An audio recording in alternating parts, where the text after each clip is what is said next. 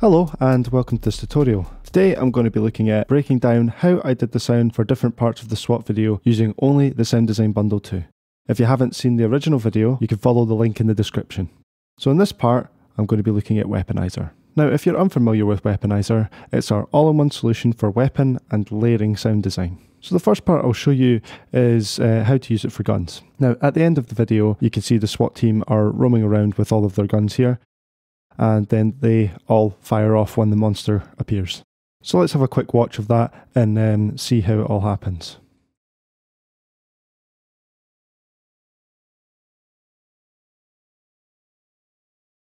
So there is a lot of different gun sounds there. So I can see all the guns in this scene are actually the same, but I wanted to add a little bit of variety. So a nice easy way to do this with Weaponiser is by using a MIDI note as the trigger point for the guns, and then cycling through a few presets to see what you like. So let's switch this on, and I'll press play and you'll be able to see using this MIDI note trigger here, the different sounds I'm triggering in Weaponiser.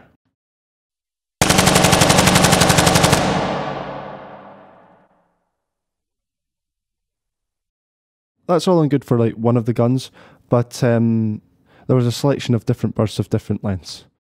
I just went through our factory presets and looked for the different bursts and had a wee listen and see what I felt like best suited the scene, and it's closely matched to some of the other guns that we had. Typically I would go for the longer bursts, but in one of the cases I used the AK-47 short burst, and then, you know, HK416 long burst as well as the Mini-Me long burst. So let's bring up the HK416 and let's play that one back.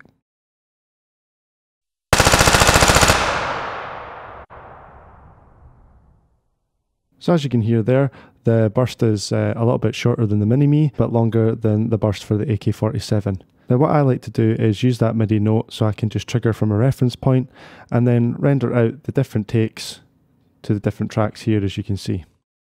That way I can mix them and pan them as I want. Now the other thing that I like to do in Weaponiser was just add a little bit of this real world spatialization to it. So if I go to the tail, you can see here I've used one of our impulse responses, which is just the back stairs. Drag and drop this in and it will just process the whole of the sound as one. So once I've got all the right feels for each of the guns and rendered them all out to the tracks, let's mute this now. You can see that the guns are actually coming in at different times in the video. So I could easily just like move them about and just spot them as I would do with any other sound in my DAW. So let's see what all of these gunshots sound like on their own.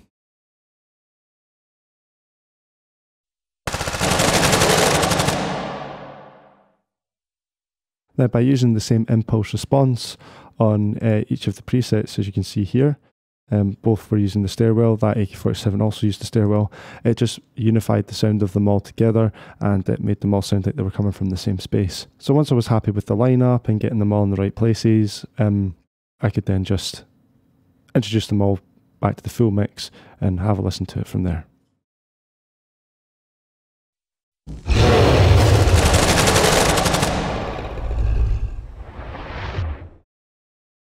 And that's how quickly I could design the sound for 3 guns inside that space. Now, I did have another couple of guns in it, but I just felt it was too cluttered and I felt that worked way better. Now, the second thing that I can use Weaponiser for is footsteps. So if we take a little scroll back up to the top of the session here, you can see I have these footsteps drawn out in MIDI. Now, I'll grab the other Weaponiser from here. So we have a footsteps bundle with Weaponiser, and it's got a selection of like concretes, hardwood, carpet, and different styles of footwear. So before we have a listen to it, let us take a look at the scene and see how we could have used Weaponiser for it.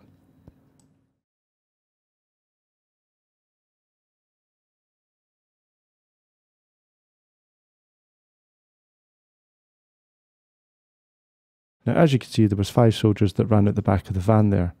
Now the great thing about Weaponiser is I can actually use each individual engine as its own trigger for its footsteps. So as you see here, I've got the concrete boot footsteps in the onset. So what I've got in here is the concrete boots heel and then the concrete boots full step. And then I just used a blend of them to create the sound I wanted for what I felt best represented the footsteps in the scene.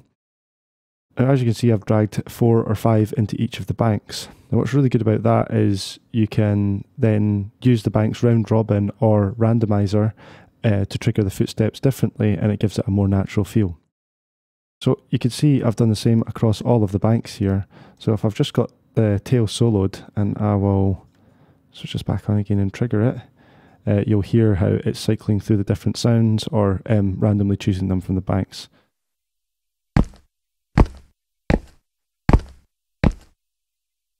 This way I can get a much more natural feel that fits the scene. Now, because I was saying earlier about how you can trigger with MIDI notes, you don't just trigger the full fire button like this. You can trigger each of the individual onset, body, thump and tail engines.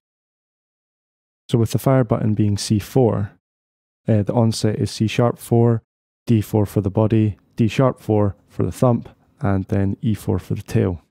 Now this allowed me to be able to draw in this selection of MIDI notes for each different actor at a different time. Therefore, I could do all of the footsteps for this scene just from Weaponiser. So I went through putting in these MIDI notes for when each person's footfalls were happening, and then I let Weaponiser do its variations for each sound in the bank, and then as well as that, the speed and level controls, put a little bit of automation on them as well to make everything seem a lot more natural. So the other thing that you can probably see here is that I've also added a lot of automation. Now all of these are automatable parameters in any DAW, and they all come from Weaponiser. So I could create like my own mixes for each character as it was happening. So the onset was the first person that ran out the van, the body was then the second person, and I could automate their volume as they were running past and away from the camera, or the panning as well as they cross in front of the camera from right to left. So let's have a listen to how that sounds with just the footsteps.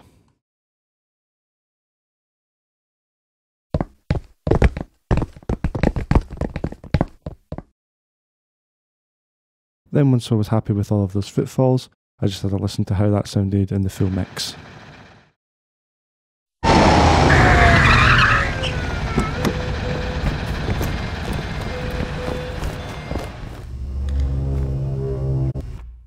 We hope that you've enjoyed this tutorial. You can see how we used all of our software in this video by using the links in the description. If you'd like to see more tutorials or videos from us, you can subscribe to our YouTube channel. For more information or to download a free 10-day demo of any of our products, head to the krotosaudio.com website. Thanks for watching.